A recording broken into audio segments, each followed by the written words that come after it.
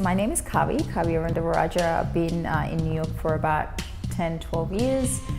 Originally from Sri Lanka, but I was raised for the most part in Sydney, Australia. So yoga first came into my life shortly after I left college.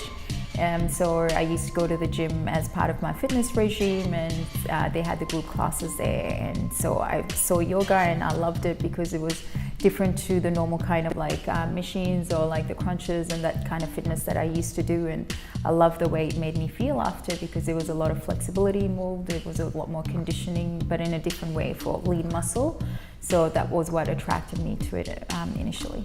So for me, yoga right now provides me a better perspective on life itself. Aside from the physical asana and its benefits in the way I feel, physically, it also it helps me from a mental space, also the way I perceive issues that come up in my life. So I'm able to take the practice from the mat outside and apply it to how I deal with things. So I think it's definitely transformed the way I approach a lot of things in my life.